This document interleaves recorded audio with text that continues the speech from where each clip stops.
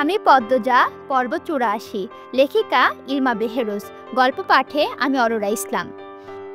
মজিদ হাওলাদারের আকাশ ছোঁয়া দুই হাত জনতার কোলাহলকে থামিয়ে দিল মুহূর্তেই। তার কণ্ঠস্বরের দৃঢ়তা। আমার পারিবারিক সমস্যা আমিই সমাধান করব, এ নিয়ে আর বাড়াবাড়ি করতে চায় না। রিদওয়ান, পদ্মজাকে নিয়ে বাড়িতে যাও।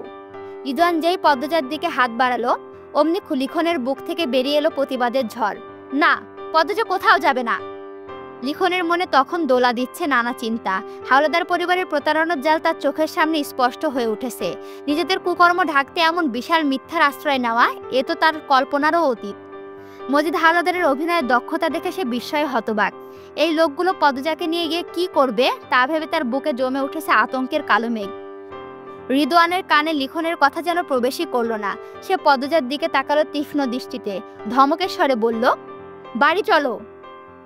সে পদ্মজার হাত চেপে ধরল। পদ্মজা অবলা নয়, সে রিদওয়ানের হাত শক্ত করে ধরে নিল।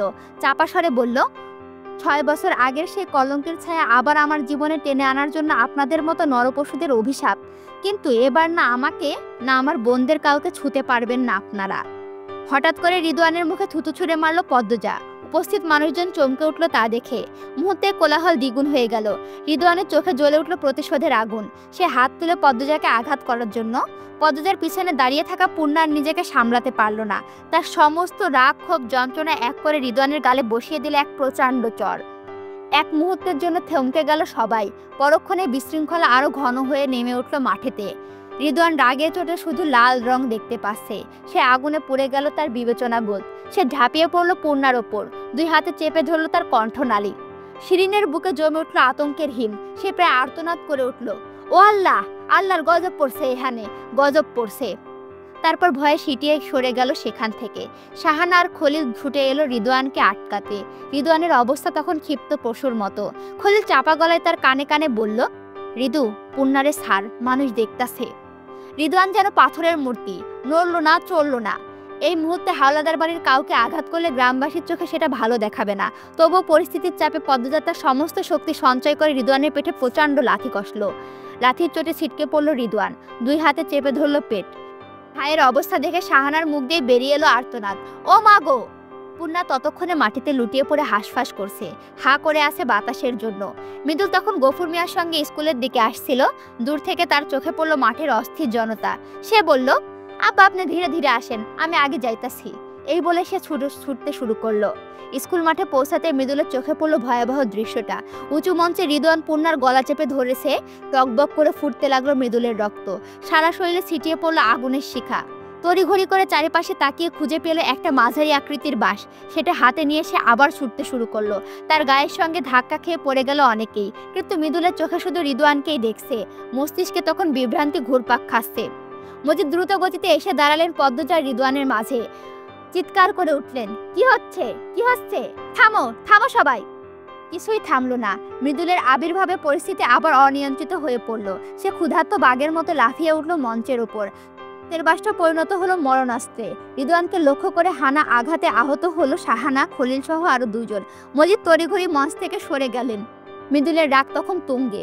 এলাকার অনেকেই তাকে মাথা খারাপ বলে। বুদ্ধি দিয়ে কাজ করা তার ধাতে নেই, সর্বদা ক্রোধকে প্রাধান্য দেয়। রাগের বশে সে কখন কি করে ফেলে নিজেও টের পায় না। ছত্রভঙ্গ হয়ে পালাতে লাগলো সবাই। তবে মৃদুলের গর্জন থেমে রইল না। ক্রোধে সে উন্মাদ হয়ে উঠেছে। রিদওয়ানকে উদ্দেশ্য করে চিৎকার করে উঠল, জারজের বাস্তা, তুই কার গায়ে হাত দিছোস? তোরে আজ আমি মাটির নিচে পুঁতা দিয়াম। আশেপাশে ছড়িয়ে থাকা মজিদ হাওলাদারের লোকেরা মৃদুলকে আটকাতে ছুটে এলো। দূরে দাঁড়িয়ে 2 হাতে মুখ ঢেকে ফুপিয়ে কাঁদছিল ত্রিধা। আনোয়ার হোসেন এসে দাঁড়ালেন তার পাশে। কোমর হাতে স্পর্শ করলেন ত্রিধার মাথা। তার দিকে তাকিয়ে ত্রিধা বলল, লিখনকে কেন ছাড়ছে না ওরা? আনোয়ার হোসেন মঞ্চের দিকে তাকিয়ে রইলেন। জানি না মা, কি হচ্ছে বুঝতে পারছি না। কেউ খুন হয়ে যাবে এখানে। লিখন কেন যে এসবে জড়িয়ে পড়ল? মাটিতে বসে পড়ল ত্রিধা। দম নিতে কষ্ট হচ্ছে তার। 4-5 জন লোক লিখনকে শক্ত করে ধরে রেখেছে। সে ছটফট করছে ছোটার জন্য। ত্রিধার কাছে এই দৃশ্যটা একটা দুঃস্বপ্ন। পদ্মজা পূর্ণাকে বুকে জড়িয়ে ধরল। মেয়েটার নিঃশ্বাস হাঁপড়ের মতো পড়ছে। দাউ দাউ করে জ্বলছে পদ্মজার হৃদয়। বোনের যন্ত্রণা তার অন্তরাত্মাকে দগ্ধ করছে। ওদিকে মৃদুলের ক্রোধের গর্জন আকাশ কাঁপাচ্ছে। রিদওয়ানকে পেলে সে চিবিয়ে খাবে, কিন্তু তা সম্ভব হচ্ছে না। মঞ্চের ওপর 15-20 জনের উত্তাল জটলা। নীরবচ্ছন্ন চলছে হাতাহাতি, ধস্তাধস্তি। মজিদ চশমা ঠিক করে শান্ত মস্তিষ্কে ভাবলেন, এই মুহূর্তে পরিস্থিতি নিয়ন্ত্রণে আনা জরুরি, নইলে মহাবিপদ ঘটতে পারে। তিনি ডান হাত রমজানকে ডেকে কানে কানে বললেন কিছু একটা। মিনিট দুয়েক পরে জটলার মধ্যে থেকে ভেসে এলো আর্তনাদ। লিখনের দেহে ধপাস করে লুটে পড়ল মঞ্চে। তার পিঠ থেকে রক্তের ধারা বইছে। মৃদুল হতবাক হয়ে দেখল লিখনের এই অবস্থা। রিদওয়ান চমকে উঠল। তার নিজের মুখেও তখন রক্তাক্ত। এতজনের বাধা অতিক্রম করেও মৃদুল তাকে আঘাত করতে সক্ষম হয়েছে। মজিদের ইঙ্গিতে রিদওয়ানকে কিছু বোঝালেন। রিদওয়ান তৎক্ষণাৎ পদ্মজাকে খুঁজল, দেখল পদ্মজা মাটিতে পড়ে আছে, চোখ দুটি বন্ধ। মজিদের একটা পদক্ষেপ সমস্ত পরিস্থিতি পাল্টে দিল। লিখন হয় প্রাণ হারাবে, নয়তো দীর্ঘদিন হাসপাতালে থাকবে। পদ্মজাকে একবার বাড়ি নিয়ে যেতে পারলে যথেষ্ট, তার আর মুক্তি নেই। সবার অলক্ষ্যে দ্রুত ঘাটে গিয়ে অপরাধের সাক্ষ্য মুছে ফেলতে রক্তমাখা ছুরি ও হাতের রুমাল নদীতে ছুঁড়ে দিল রমজান। এশার আজানের সুর ভেসে আসছে দূর থেকে। পদ্মজা ধীরে ধীরে চোখ মেলল, নিজেকে আবিষ্কার করলো পরিচিত ঘরে। মাথায় তীব্র যন্ত্রণা, এক হাত চেপে ধরল কপাল। হঠাৎ করে দুপুরের ঘটনা বলে ঝড়ের বেগে ফিরে এলো স্মৃতিস্পটে। পূর্ণার মাথায় স্নেহভরা হাত বুলাচ্ছে। তখন কে যেন পেছন থেকে তার মুখে কিছু একটা চেপে ধরেছিল। তারপর সব অন্ধকার। ঝট করে উঠে বসলো পদ্মজা। জুতো পরার ধৈর্যও রইল না, ছুটে বেরিয়ে এলো ঘর থেকে। সিঁড়ি বেয়ে নামতে গিয়ে লতিফার সঙ্গে দেখা। লতিফা জিজ্ঞেস করলো, কই যাইতেছো? পূর্ণা কোথায়? পূর্ণার কাছে যাব। পূর্ণাই তো ওপরে আছে। ওপরে মানে? তিনতলায়? পদ্মজার চোখে বিস্ময়। লতিফা মাথা ঝাঁকালো। কে নিয়ে এলো এখানে? প্রশ্ন করলে উত্তরের অপেক্ষা না করে পদ্মজা ছুটল তিনতলার দিকে, রুম্পার সেই ঘরের দিকে যেখানে একটা পালঙ্ক রয়েছে। ঘরে ঢুকে দেখা হলো মৃদুলের সঙ্গে। সে চেয়ারে বসেছিল, পাশে বিছানায় শুয়ে আছে পূর্ণা। পদ্মজা তীরের মতো ছুটে গিয়ে বসলো পূর্ণার মাথার কাছে। মৃদুল সংকোচে পড়ে গেল। বলল, পূর্ণা ভালো আছে ভাবি। ও কি অজ্ঞান? না, ঘুমাইতেছে। কিছুক্ষণ আগে সজাগ ছিল, আপনার পাশে অনেকক্ষণ বসে ছিল। পদ্মজা আদর করে বোনের মাথায় হাত বুলিয়ে দিল। তারপর স্নেহ ভরে চুমু দিল তার গালে, কপালে। তার চোখে মুখে ফুটে উঠল আপার মমতা আর স্বস্তির ছায়া। মৃদুলকে প্রশ্ন করলো, প্রেমাপান্ত কোথায়? বাড়িতে গেছে। ঠিক আছে ওরা? জি ভাবি। আর লিখন শাহ? নামটার কথা শুনেই চুপ হয়ে গেল মৃদুল। পদ্মজা উৎকণ্ঠিত হয়ে প্রশ্ন করলো, উনি কোথায়? কেমন আছে উনি? মৃদুল মাথা নত করে বলল, ভাবি, ভিড়ের মাঝে কেউ একজন ভাইলো ছুরি মারছে। এক হাতে নিজের মুখ চেপে ধরল পদ্মজা। তারপর কাপা স্বরে বলল, বেঁচে আছে? জানি না ভাবি, হাসপাতালে নিয়ে গেছে সবাই। পুলিশ আইছিল বিকালে। এতকাল ধরে এই মানুষটা তাকে নিঃস্বার্থভাবে ভালোবেসেছে, ধৈর্যের পরিচয় দিয়েছে। কঠোর বাহ্যিক আবরণের অন্তরালে লুকিয়ে রেখেছে অকৃত্রিম ভালোবাসার ঝর্ণা। সে এইসব জানতো, কিন্তু জেনেও কিছু করতে পারেনি। ভালো তো দূরের কথা, বরং অজান্তে মানুষটার ক্ষতি করে ফেললো। চোখের কোণে জমে হওয়া এক ফোঁটা অশ্রু গড়িয়ে পড়ল পদ্মজার গালে। দ্রুত সে মুছে ফেললো সে অশ্রুবিন্দু। অনুশোচনায় অনল জ্বলে উঠল তার অন্তরে। ঘাটে গিয়ে কথা বলাটা যে কত বড় অবিবেচনীয় প্রসূত ছিল তা এখন বুঝতে পারছে। মেয়েদের হারানোর আশঙ্কায় বিচলিত হয়ে পড়েছিল সে। আর লিখনও আজ এমন উত্তেজিত হয়ে উঠেছিল। সবে বুঝি ভাগ্যের লিখন, তাই হয়তো এমন ঘটেছে। পদ্মজা মনস্থির করলো সে লিখনের জন্য 2 রাকাত নফল নামাজ আদায় করবে, যাতে সে আরোগ্য লাভ করে। এই সামান্য অধিকার তো লিখনের প্রাপ্য। পদ্মজা মৃদুস্বরে মৃদুলকে বলল, পূর্ণার একটু খেয়াল রেখো, আমি আসছি।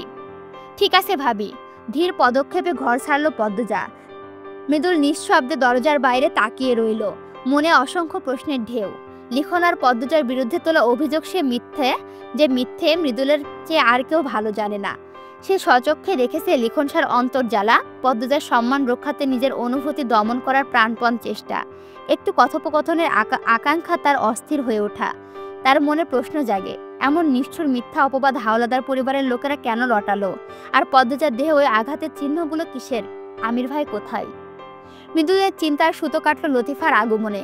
খাবারের থালা টেবিলে রেখে লতিফা বলল, পূর্ণার খাওয়ান লয়ে আইছি। আপনার আম্মা আপনারে নিচে যাইতে কইছে। মৃদুল একটু ইতস্তত করে জবাব দিল, একটু পরে যাব। পরক্ষণে জানতে চাইল, আব্বা আম্মা খাইছে? খাইছে। অন্যেরা খায় নাই? সবাই খাইছে, আর শুধু রিদু ভাইজান বাড়িতে নাই। কুত্তার বাচ্চায় লুকাইছে। লতিফা আর চোখে মৃদুলকে দেখল। ছেলেটার রাগে ছটফট করছে। বলল, আপনার আম্মার মেজাজ ভালো না। কেন, কি হইছে? কইতে পারি না, আপনার আম্মা আব্বার লগে চিল্লাইতে শুনছি। মৃদুল চিন্তিত বলে মনে হলো না। তার আম্মা একটু বদরাগী, সবসময় চেঁচামেচি করেন, এতে সে অভ্যস্ত। লতিফাকে বলল, আমির ভাই কই আছে? ঢাকাত গেছে, কোন দিন আইব জানি না। আচ্ছা যাও এখন। লতিফার প্রস্থানের পর মৃদুল ধীর পায়ে এগিয়ে গেল জানালার দিকে। কপট খুলে দিতেই রাতের নীরব সৌন্দর্যে তার দৃষ্টি আকর্ষণ করলো। আকাশে ভেসে বেড়াচ্ছে পূর্ণিমার চাঁদ, চারিদিকে ছড়িয়ে পড়ছে রূপালী জ্যোৎস্না। এমন এক মনোরম রাতের অপেক্ষায় ছিল মৃদুল, যখন সে পূর্ণাকে তার অন্তরালের গোপন অনুভূতির কথা জানাবে। জানালা খোলার সঙ্গে সঙ্গে চাঁদের কোমল আলো এসে পড়ল, আলিঙ্গন করলো পূর্ণার মুখকে। সেই আলোক ছটায় পূর্ণার মুখ অন্যরকম দৃপ্তি পেল। তার চোখে মুখে ছড়িয়ে পড়ল অপরূপ লাবণ্য, যা মৃদুলকে মুগ্ধ করে দিল। পূর্ণার পাশে বসল মৃদুল, মুখের দিকে আরো গভীরভাবে তাকাতে তার মনস্পটে ভেসে উঠল সেই বিভৎস দৃশ্য। রিদওয়ান নিষ্ঠুরভাবে চেপে ধরেছিল পূর্ণার গলা। স্মৃতিটা মৃদুলের মনে জাগতেই তুলল তীব্র ক্ষোভ ও প্রতিশোধের স্পা। যতক্ষণ না সে রিদওয়ানকে উপযুক্ত শাস্তি দিতে পারবে, ততক্ষণ তার অন্তরে শান্তি আসবে না। অনেকক্ষণ ধরে রিদওয়ানের খোঁজ করেছিল সে, কোথাও পায়নি। হতাশার ক্রোধে অস্থির হয়ে সে অস্পষ্ট স্বরে উচ্চারণ করল, হারামির বাচ্চা। পূর্ণার ঘুমের মধ্যে একটু নড়েচড়ে পাশ ফিরল। মঞ্চে তার শরীর নিস্তেজ হয়ে পড়লে প্রান্ত বলেছিল পূর্ণাকে বাড়ি নিয়ে যেতে, বাসন্তী একা বাড়িতে। তিনি এসবের কিছুই জানেন না। মজিদ বললেন, পূর্ণাকে আমাদের বাড়িতে নিয়ে গেলে ভালো হবে, পদ্মজাও সেখানে আছে। প্রান্তও মেনে নিল। মৃদুল বুঝতে পারেনি মজিদ নিজেকে ভালো দেখাতে এই কথা বলেছেন। তিনি চাইছিলেন যাতে গফুর মিয়া, মৃদুল বা গ্রামের লোক তাকে দোষ না দেয়। মজিদ সবাইকে তার দয়ালুর মন দেখিয়েছেন। গ্রামবাসীদের উদ্দেশ্যে তিনি বলেছিলেন, পদ্মজা দোষী হলেও তার বোন দোষী নয়। রিদওয়ান পূর্ণার সঙ্গে খারাপ ব্যবহার করেছে, তার শাস্তি হবে।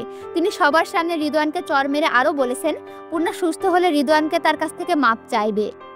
মৃদুল স্বপ্নলোকে থেকে বাস্তবে ফিরে এলো। পূর্ণার কোমর হাতখানি নিজের হাতে নিয়ে হৃদয়ের গভীর থেকে উচ্চারণ করলো, সুস্থ হইয়া যাও, আমি তোমারে লইয়া যাইতে আইছি। পূর্ণার হাতে মৃদু স্পর্শ বোলাতে বোলাতে তার মোহময় মুখখানি মনে গেঁথে নিল। তার মনে তীব্র ইচ্ছা জাগলো পূর্ণার কপালে একটা চুমু এঁকে দিতে, কিন্তু সেই অধিকার বা সাহস তার নেই।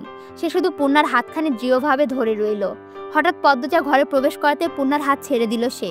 তারপর নিমেষে সরে গেল, দূরে দাঁড়ালো। এই আকস্মিক নড়াচড়ায় ভেঙে গেল পূর্ণার ঘুম। মৃদুল এত জোরে তার হাত ছেড়েছে যে ঘুম ভেঙে যাওয়াই স্বাভাবিক। চোখ খুললে পদ্মজাকে দেখে খুশি হলো পূর্ণা। তড়িঘড়ি করে উঠে বসলো। পদ্মজাও এসে বসলো বোনের পাশে। আবেগ ভরে পদ্মজাকে জড়িয়ে ধরে উচ্চারণ করলো, পূর্ণা আপা। পদ্মজা মৃদু হেসে বলল, আমার পাখি। তারপর পূর্ণার গালে হাত রেখে জিজ্ঞেস করলো, কষ্ট হচ্ছে? ক্ষণিকের জন্য মৃদুলের দিকে দৃষ্টিপাত করলো পূর্ণা। তারপর পদ্মজার দিকে ফিরে জবাব দিল, না আপা।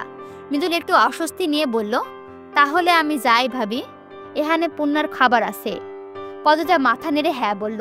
মৃদুলের দরজায় বাইরে যাওয়ার সময় একবার পূর্ণার দিকে তাকালো। দেখলো পূর্ণার পরিবর্তে পদ্মজায় তার দিকে দৃষ্টি নিবদ্ধ করে আছে। সে দ্রুত পায়ে হেঁটে বেরিয়ে গেল ঘর থেকে। এই যে মশাই, চুপি চুপি ভিডিও শুনছেন, ভিডিও দেখছেন, কিন্তু সাবস্ক্রাইব না করে চলে যাচ্ছেন। আপনি তো সাবস্ক্রাইব করতে ভুলে গেছেন, তাড়াতাড়ি সাবস্ক্রাইব করে ফেলুন। আর পরবর্তী পার্টের জন্য আমাদের চ্যানেলে চোখ রাখুন।